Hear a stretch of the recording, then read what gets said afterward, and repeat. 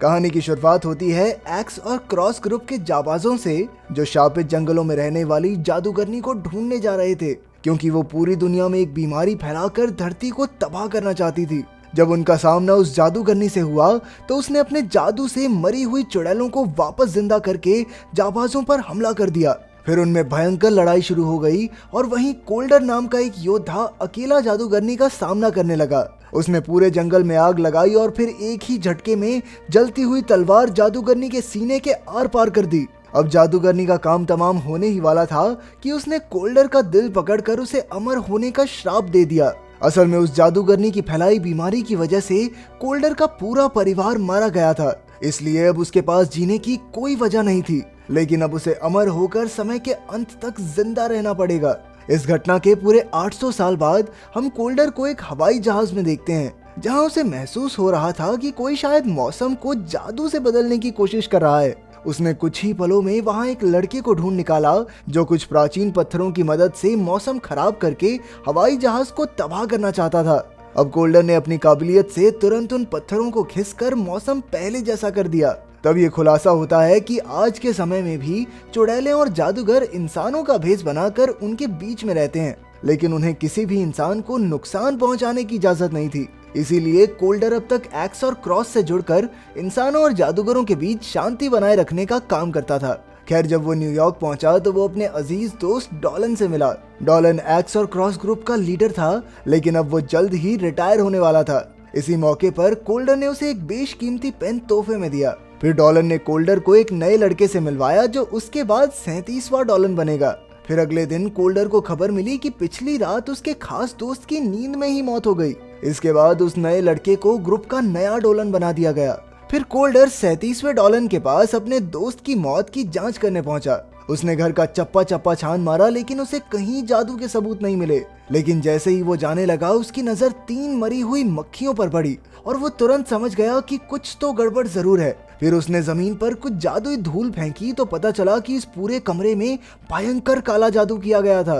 अब ये साफ हो चुका था कि उसके दोस्त की हत्या की गई थी। इसके बाद कोल्डर को एक किताब मिली जिसमें कुछ शब्दों पर खून के निशान थे। अब वो दोनों मिलकर हत्यारे को ढूंढने के लिए मैक्स नाम के आदमी के पास पहुंचे। मैक्स अक्सर जादूगरों को काला जादू करने का सामान बेचा करता था, लेकिन बदकिस्मती से वो अंधा था, इसलिए वो उस जादूगर को देख नहीं पाया। पर उसने कोल्डर को बताया कि उस आदमी के शरीर से सड़े हुए सेबों की बदबू आ रही थी। इतनी सी बात सुनते ही कोल्डर समझ गया कि हत्यारा कहाँ मिलेगा। इसके बाद वो एक सुनसान घर में पहुंचा जहां एलिक नाम की एक छोटी बच्ची बैठी थी। उस बच्ची ने अचानक कोल्डर पर हमला कर दिया और फिर भाग निकली। अब कोल्डर समझ गया था कि डोलन का हत्यारा बच्ची का रूप लेकर छिप रहा था। उसने कुछ ही पलों में उसे ढूंढ निकाला और उसे बंदी बनाकर एक्स एंड क्रॉस ग्रुप की सभा के सामने ले आया। फिर उन सब ने मिलकर हत्यारे को एक वहशी जानवर के सामने डाल दिया जो एक ही पल में उसे जिंदा चबा गया। लेकिन कोल्डर को अब भी विश्वास नहीं था कि उसने ही डोलन को मारा था। अब वो सीधा अपने मरे हुए दोस्त की लाश देखने गया। वहाँ उसे वही मरी हुई मक्खियां मिली। वो समझ गया कि डोलन की मौत नहीं हुई थी, बल्कि उस पर काफी शक्तिशाली काला जादू किया गया था और इसे तोड़ने का सिर्फ एक रास्ता था। उसे काला जादू करने वाले जादूगर को मारना होगा, तभी डोलन की जान बच सकती है। अब वो फिर से डोलन के घर पहुंचा और वही किताब पढ़ी जिसमें डोलन ने उसके लिए एक मैसेज छोड़ा था। डोलन ने उसे अपनी मौत का समय याद करने को कहा था, लेकिन उस घटना को पूरे 800 साल हो चुके थे, इसलिए उसे कुछ अच्छे से याद नहीं था। अब वो ग्लोई नाम की एक चुड़ैल के बार में पहुंचा और उससे याददाश्त के काढ़े की मांग की। पहले तो क्लोई ने साफ इनकार कर दिया, लेकिन जब कोल्डर ने कहा कि ये सब एक दोस्त की जान बचाने के लिए है तो क्लोई मान गई। फिर उसने कोल्डर को एक जादुई गोली दी और उसे खाते ही कोल्डर सीधा उन शापित जंगलों में पहुंच गया। उसने अंदर जाकर देखा कि जादूगरनी से लड़ाई के बाद वो जमीन पर बेहोश पड़ा था। लेकिन इससे पहले कि वो आगे कुछ देख पाता, असलियत में बेलियाल नाम के एक जादूगर ने उस पर हमला कर दिया, जिससे वो वापस असली दुनिया में लौट आया। जब कोल्डर की आंख खुली तो वो जंजीरों से बंधा हुआ था। उसने बेलियाल का सामना करने की कोशिश की, लेकिन वो जादुई गोली खाने की वजह से उसका शरीर उस समय काफी कमजोर हो गया था। इधर बेलियाल ने तुरंत पूरे बार के सामान में आग लगा दी ताकि कोल्डर फिर से जादुई गोली ना खा सके। क्योंकि कोल्डर को कभी ना मरने का श्राप मिला था, इसलिए वो जैसे तैसे आग से जिंदा बाहर निकल आया। फिर रात को जब क्लोई अपने कमरे में थी तो अचानक उसकी आंख खुली और कई जादुई शक्तियों ने जमीन से निकलकर उसे जकड़ लिया। वो ताकत उसे काली दुनिया में धकेल रही थी। लेकिन खुशकिस्मती से कोल्डर समय पर वहां आ पहुंचा और उसने क्लोई का हाथ पकड़कर उसे वापस ऊपर खींच लिया। इसके बाद जब क्लोई की आंख खुली तो वो कोल्डर के कमरे में थी। उसने गुस्से में कोल्डर से झगड़ा करना शुरू कर दिया क्योंकि उसी की वजह से उसका पूरा बार जलकर खाक हो गया था। लेकिन कोल्डर अब भी अपनी यादों की गहराई में जाकर अपनी मौत के समय का सच जानना चाहता था। उसने क्लोई से वादा किया कि अगर वो उसकी मदद करेगी तो वो हमेशा क्लोई की हिफाजत करेगा। आखिरकार क्लोई मान गई और फिर वो उसे लेकर अपनी दोस्त मिरिंडा के घर पहुंची। मिरांडा भी जादुई पौधों का काम करती थी, लेकिन वहां पहुंचते ही क्लोई के पैरों तले जमीन खिसक गई क्योंकि किसी ने मिरांडा को जान से मार डाला था। ऊपर से उसके सारे जादुई पौधे भी गायब थे। अब उनके पास कोई चारा नहीं था, इसलिए वो दोनों कोल्डर की पुरानी दोस्त डैनिक के पास पहुंचे। लेकिन डैनिक ने उसे धोखा दे दिया और कोल्डर पर ऐसा जादू किया जिससे वो अपने परिवार की यादों में कैद हो गया। तब क्लोई ने अपनी शक्तियों का इस्तेमाल करके कोल्डर के दिमाग में घुसकर उसे जगाने की कोशिश की। उसकी कोशिश कामयाब रही और कोल्डर जल्द ही असल दुनिया में वापस आ गया। फिर उसने सभी गार्ड्स को ठिकाने लगाकर आखिरकार डैनिक को बंदी बना लिया। कोल्डर ने उससे पूछा कि आखिर बेलियाल चाहता क्या है। डैनिक के ना बताने पर कोल्डर ने उसका जादुई पत्थर भी तोड़ डाला, जिससे उसकी सारी खूबसूरती मिट्टी में मिल गई। इसके बाद कोल्डर को एहसास हुआ कि क्लोई के अंदर लोगों के दिमाग में घुसने की ताकत है। क्लोई को इसके लिए किसी जादुई पौधे की जरूरत नहीं थी, इसलिए कोल्डर ने उसे अपने दिमाग में घुसकर उसे अपनी मौत की याद में ले जाने को कहा। आखिरकार क्लोई राजी हो गई और फिर पहली कोशिश में वो कोल्डर को लेकर उसकी याद में घुसी, जहां जादूगरनी ने कोल्डर को श्राप दिया था। फिर उन्हें कोल्डर बेहोश पड़ा दिखाई दिया और उसके पास ही एक्स एंड क्रॉस के योद्धा खड़े थे। वो जानते थे कि कोल्डर जिंदा है। फिर उन्होंने जादूगरनी के दिल को तबाह करके उसे खत्म करने का फैसला किया। लेकिन जल्द ही उन्हें एहसास हुआ कि जादूगरनी और कोल्डर की जान आपस में मिल चुकी थी और जादूगरनी के दिल को खत्म करने से कोल्डर की जान भी चली जाएगी। आखिरकार डोलन ने जादूगरनी के दिल को अपने पास सुरक्षित रखने का फैसला किया, जिससे उसके दोस्त कोल्डर की जान बचाई जा सके। ये सब देखकर कोल्डर को एहसास हुआ कि बेलियाल का असली मकसद जादूगरनी को जिंदा करना है। इधर बेलियाल ने 36वें डोलन को मारकर जादूगरनी का दिल चुरा लिया और अब उसने मैक्स को भी अगवा कर लिया था। वो जादूगरनी को मैक्स की बलि देकर उसे फिर से जिंदा करना चाहता था। अब कोल्डर उसका सामना करने के लिए सीधा चर्च में एक्स एंड क्रॉस के हथियार हासिल करने पहुंचा। वहां की पुश्तैनी तलवार लेकर वो जंगल में गया, जहां उसने देखा था कि मैक्स को एक पेड़ ने अपनी जड़ों में कैद कर रखा है। असल में मैक्स के दिमाग पर अब जादूगरनी का कब्जा था।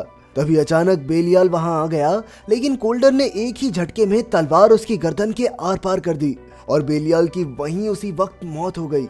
लेकिन अब काफी देर हो चुकी थी क्योंकि जादूगरनी वापस से जिंदा हो गई। उसने कोल्डर को पकड़कर अमर होने का श्राप वापस ले लिया, जिससे अब वो खुद अमर हो गई।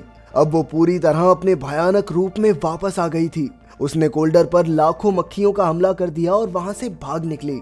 खैर, जैसे तैसे कोल्डर जान बचाकर घर लौटा तो उसने देखा कि 36वां डोलन वापस जिंदा हो गया था, क्योंकि उस पर जादू किया था बेलियाल ने और उसकी तो मौत हो गई थी।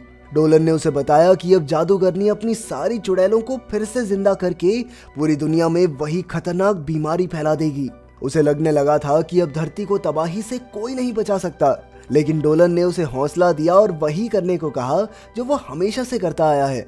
आखिरकार कोल्डर अपनी तलवार लेकर क्लोई और 37वें डोलन के साथ उसी पेड़ के पास पहुंचा, जहां से जादू पूरा होने पर पूरी दुनिया में वो बीमारी फैलेगी।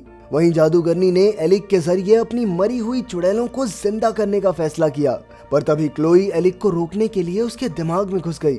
वहां क्लोई और उसके बीच टक्कर का मुकाबला हुआ और आखिरकार क्लोई ने उसे एक खाई में धकेल दिया, जिससे उसकी मौत हो गई। इस तरह वो जादू बीच में ही टूट गया। उसी वक्त वहां सेंटिनल नाम का एक बेहद खतरनाक जानवर आ पहुंचा। उसने कोल्डर पर जबरदस्त हमला कर दिया, लेकिन कोल्डर उसे मार गिराने में कामयाब रहा। इसके बाद उसने जादूगरनी को मारने के लिए उस पर हमला कर दिया, पर वो अचानक उसे एक मायावी दुनिया में ले गई। अब कोल्डर पहले की तरह अमर नहीं था, लेकिन फिर भी वो डट कर जादूगरनी का सामना करता रहा। जैसे ही वो आखिरी बार से जादूगरनी का काम तमाम करने वाला था, तभी 37वां डोलन क्लोई के सर पर बंदूक रखकर कोल्डर के सामने आ गया। तब ये खुलासा हुआ कि 37वें डोलन के पास कोई शक्तियां नहीं थी और उसके बचपन में ही कोल्डर ने उसके माँ बाप को मार डाला था, क्योंकि उसके माँ बाप अक्सर इंसानों को मारा करते थे। अब वो कोल्डर से बदला लेकर जादूगरनी को खुश करना चाहता था, ताकि उसे भी कुछ शक्तियां मिल सकें। आखिरकार उसने क्लोई को जादूगरनी के हवाले कर दिया, लेकिन 37वां डोलन उसके किसी काम का नहीं था, इसलिए जादूगरनी ने उसे शक्तियां देने की बजाय मार डाला। उसी पल से वो बीमारी पूरी दुनिया में फैलने लगी। इधर कोल्डर बेहोश था और उसे सपने में अपनी पत्नी और बेटी दिखाई दी, जिन्होंने उसे जादूगरनी को हराकर पूरी धरती को बचाने को कहा। आखिरकार वो उठ खड़ा हुआ और उसने प्राचीन पत्थरों से मौसम बदल दिया, जिससे जादूगरनी का ध्यान थोड़ा भटक गया। फिर उसने बिजली को अपनी तलवार से निशाना देकर सीधा जादूगरनी के सीने पर वार कर दिया और इसी तरह जादूगरनी वहीं जलकर खाक हो गई। आखिरकार कोल्डर फिर से अमर हो गया था, लेकिन तभी जादूगरनी की अस्थियों में उसका दिल चमकने लगा, यानी कि उसका दिल अब भी जिंदा था। अब कोल्डर ने उसके दिल को तबाह करने का फैसला किया, हालांकि वो जानता था कि इससे वो खुद भी मारा जाएगा। पर तभी क्लोई ने उसे रोककर कहा कि दुनिया को अब भी उसकी जरूरत है।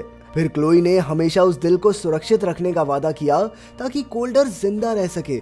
आखिरकार कोल्डर 36वें डोलन के पास पहुंचा और कहा कि अब से वो एक्स एंड क्रॉस के साथ काम नहीं करेगा। इसके बाद वो और क्लोई मिलकर अपने अगले मिशन की ओर निकल गए। अगर वीडियो पसंद आई तो लाइक कर देना, चैनल को सब्सक्राइब कर देना। मिलते हैं अगली वीडियो में।